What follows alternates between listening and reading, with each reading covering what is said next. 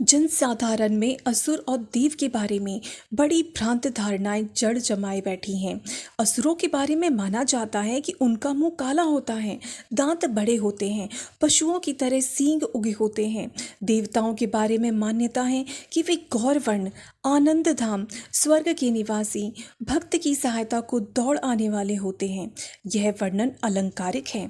किसी अंतरिक्ष लोक में इस प्रकार के प्राणी पाए जाने की संभावना नहीं। न इस पृथ्वी पर ही ऐसे जीवों का अस्तित्व देखा जाता है, न प्राचीन काल में था। मनुष्य की आंतरिक व्यवस्थाओं के आधार पर ही यह देव दानव चित्रण अलंकारिक रूप से किया गया है।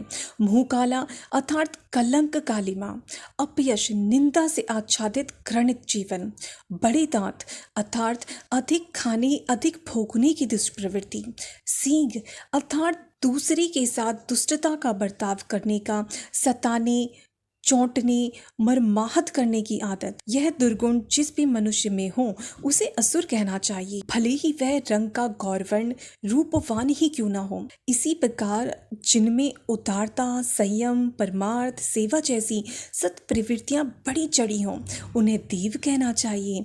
देव सदा पूजे जाते हैं, उनका यशगान गाया जाता है। उनके सेवापूर्ण कर्तव्य से असंख्य प्राणियों के शोक संताप में कमी होती है। यह विभाजन आज भी आत्मनिरीक्षण करने वाले को यह बता सकता है कि वह असुर है या देव। उनका समय, श्रम, धन, चिंतन कितना स्वार्थ संजोने में लगता है, कितना परमार्थ प्रयोजन में। इसका लेखा जोखा हम स्वयं ही तैयार कर सकते हैं, क्योंकि बाहर वालों को असलियत मालूम नहीं होती। हमारी अंतरंग स्थिति ही हमें देव अथवा असुर वर्ग की पंक्ति में बैठा सकती है और इस निष्कर्ष पर पहुंचा जा सकता है कि परिवर्तन की भावी घड़ियों में हमें महाकाल की एड़ी से कुचले जाने का दंड भोगना है अथवा ईश्वरीय प्रयोजन की पूर्ति में संलग्न पार्षदों की पंक्ति में खड़े होकर विजय का वर्ण करना होगा। नर पशुओं और नर पिशाचों का बाहुल्य जब कभी भी संसार में होगा तो विपत्तियां आएंगी और अगणित प्रकार की विभीषिकाएं उत्पन्न होंगी। यह अभिवृत्ति जब चिंताजनक स्तर तक पहुंच जाती है तो ईश्वर की इस परम प्रिय सृष्टि के लिए सर्वनाश का खतरा उत्पन्न हो जाता है। इसी को बचाने के लिए उन्हें हस्तक्षेप करना पड़ता है, अवतार लेना पड़ता है। गीता में इस तथ्य का भगवान ने स्पष्टीकरण किया है।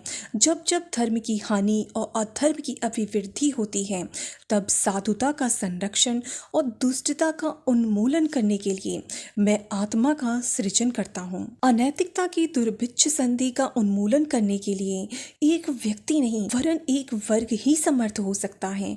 इसलिए इन विषम परिस्थितियों में सदा ही एक ऐसे वर्ग को सतेज होना पड़ता है जिसे अध्यात्म भाषा में देव अथवा नर नारायण और बोलचाल की भाषा में परमार्थ परायण, सज्जन, महापुरुष, नर रत्न कहते हैं। यो इस वर्ग का अस्तित्व सदा बना रहता है। पृथ्वी धर्मात्माओं, सज्जनों, परमार्थियों और ईश्वर भक्तों से कभी रहित नहीं होती। पर देखा यह जाता है कि असुरता की बाढ़ में यह देवत्व शिथिल पड़ जाता है। ग्रीष्म के आतप से जैसे दूब घास जल जाती है, उसी प्रकार प्रोत्साहन न मिलने के कारण देवत्व की प्रवृत्ति भी सूख जाती है। किंतु जब भी संतुलन को स्थापित करने के लिए महाकाल का अभियान आरंभ होता है तो यह विश्रृंखलित, मूर्छित एवं उपेक्षित देव श्रद्धा वर्षा के जल से हरी हुई दूब की तरह पुनः सजीव होकर अपना अस्तित्व सिद्ध करने लगती है। असुरता के अभिवर्धन को नियंत्रित करने के लिए समय समय पर देवत्व को सक्रिय एवं संघर्षरत होना पड़ा है।